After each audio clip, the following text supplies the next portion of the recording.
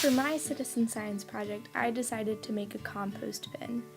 Although composting seems to be gross and dirty, it is actually one of the most practical ways to give back to our planet. Learning about zero waste scroll overwhelmed me in thinking that I had to give up everything so that I didn't produce any waste for my planet. But learning how to compost really taught me a practical way to be mindful of what I was throwing into my trash can and seeing if there was any other way I could reuse it before sending it off to the landfill. I did my research and I made a compost bin. But wait. How do you even make a compost bin? What do you do? First, I got a garbage can and drew dots on the places that I was going to drill holes to aerate it so that any creatures could come into my soil and add any sort of nutrients that they could to it. I then dug a hole in the ground for my garbage can to sit in so that the holes that I had drilled would be below the surface level so that earthworms could come into my soil and add as many nutrients as possible. I took very seriously the amount of brown and green components I added to my compost throughout the process. Brown components consist of leaves, pine needles, twigs, straw, sawdust, dryer lint, anything that really is dead.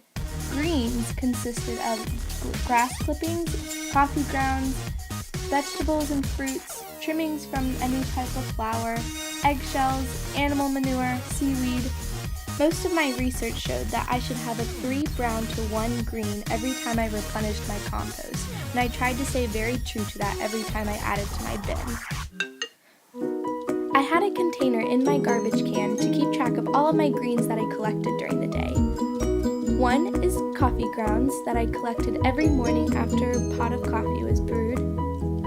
Another example is an apple core, any sort of fruit shavings or fruit peels, any sort of leftover lettuce from salads that didn't have dressing on it or any meat, any sort of vegetable shavings and vegetable leftovers from any meals that were cooked. And the important thing is to make sure that no meat is added into the compost bin. It's been 3 long months of composting, and it's finally time to see what my soil looks like that I can use for my flowers that I've bought for the springtime. When I first walked up to my bin, there were so many bugs around my face.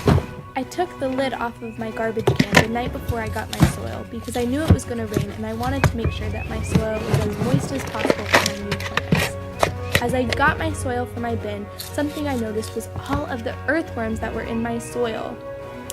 I felt like every time I got a scoop, I got so many earthworms crawling in, and it made me so happy to know that they added so many nutrients to my soil. I took my soil back inside to go through and pick out any twigs that wouldn't be helpful for my soil for my plants. Please don't judge my gloves, I don't like touching bugs and just wanted to stay clean. Once my soil was all picked through, it was nice and rich and moist and had nice earthworms in it. I then went to Home Depot to find my plants that I was going to use to see what the difference would be in planting in compost and potting soil. I knew I needed flowers that had a lot of buds on them, and I also wanted 2 different colors so I could distinguish my compost flowers from my potting soil flowers. I decided to go with zinnias. Then labeled my pots because I'm crafty and wanted to make sure that my labels looked pretty for my flowers. Put each of my flowers in their respective pots, and for my compost pot I made sure that there were a few earthworms in there just to make sure that the soil stayed rich. I set them out on my porch in direct sunlight just to make sure that they got all the sunlight they needed. Composting is so wonderful, and there are so many reasons to compost. It reduces waste going to our landfills, increases our air quality, reduces greenhouse emissions, eliminates chemical fertilizer, and it's so simple. So go out and go compost.